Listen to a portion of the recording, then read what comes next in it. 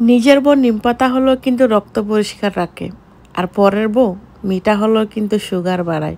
এর জন্য নিজের বউকে ভালোবাসুন। অন্য নারীকে আপনি যেই সুখে দেখতেছেন, ওই সুখে যদি আপনি আপনার স্ত্রীকে দেখেন, আপনার বউকে দেখেন, তাহলে ওই মেয়েটা থেকে কিন্তু আপনার স্ত্রীকে বেশি সুন্দর লাগবে। আপনি আপনার স্ত্রীকে খারাপ চোখে দেখেন বলেই আপনার কাছে আপনার স্ত্রীটাই পৃথিবীর সবচাইতে একজন খারাপ নারী।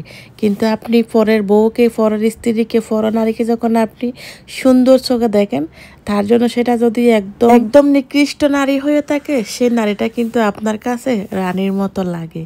কারণ আগে আপনার নিজের মন মানসিকতা চোখ ঠিক করেন, তাহলে আপনার কাছে আপনার শখের নারীটাও কিন্তু সবচাইতে বিশ্ব সুন্দরী হবে। আজকালকার পুরুষ মানুষ যেন কেমন হয়ে গেছে, ঘরে গরম ভাত থাকতে কিন্তু অন্য ঘরে গিয়ে পান্তা ভাত খেতে মন চায়। এটা মনে হয় তাদের এই অভ্যাস হয়ে গেছে। আগে দেখা যায় যদি নারী কালো হয়, তাহলে তার স্বামী হচ্ছে অন্য নারীতে আসক্ত থাকে। এখন দেখি না, যতই বিশ্ব সুন্দরী গড়ে থাকুক না কেন, কিন্তু বাহিরে গিয়ে ঠিকই ছেলেরা অন্য নারীতে আসক্ত হয়ে যাচ্ছে। আচ্ছা, যাই হোক, অনেক কিছু বলে ফেললাম। সবাই সবার নিজের স্ত্রীকে, নিজের স্বামীকে ভালোবাসুন, সুন্দর চোখ দিয়ে দেখুন, তাহলে সবার চোখে সবার হাজব্যান্ড, সবার ওয়াইফকে অনেক বেশি সুন্দর লাগবে। আগে আমরা আমাদের মন মানসিকতাকে ঠিক করি, পরে হচ্ছে অন্যদিকে চোখ রাখি। আসসালামু আলাইকুম, কেমন আছেন সবাই? আলহামদুলিল্লাহ ভালো আছি, সুস্থ আছি। এই যে দেখতে পাচ্ছেন, এখন বাজে হচ্ছে রাত 2টা 3টা বাজে অলরেডি। তো কি করব, জামাই সাহেব হচ্ছে গেছে মাছ বাজারের কাছাকাছি, বলছে কি, বউ মাছ নিয়ে আসবো। আমি নিয়ে আসো। আমি হচ্ছে মাছ, ফ্রিজে তো অনেক মাছ, তো মাছে মাছ মাংস আছে, এখন তুমি মাছ এনে কি করবা? বললেন না, আমি যখন কাছাকাছি চলে আসছি, তাহলে একটু নিয়ে আসি, না হলে তো 2 দিন পরে ঠিকই আবার আসা লাগবে।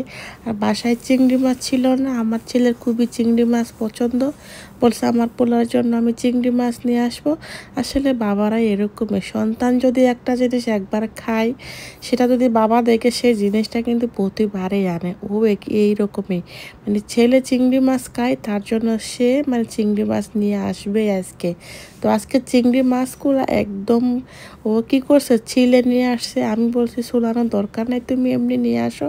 পরে বললো না, এটা চুলে দিতে কষ্ট হয়, আমি এখন যদি এখান থেকে ছিলে নিয়ে আসি, তাহলে ওর খেতে ভালো লাগবে। তো কয়েক পদের ও 4-5 জাতের মাছ নিয়ে আসছে।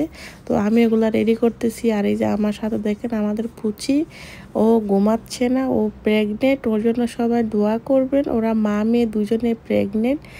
আর এদিকে হচ্ছে আমি একা একা, আসলে আমি বেশিরভাগ কাজে রাত্রে করি, তখন হচ্ছে গড়ি 4টা বাজে।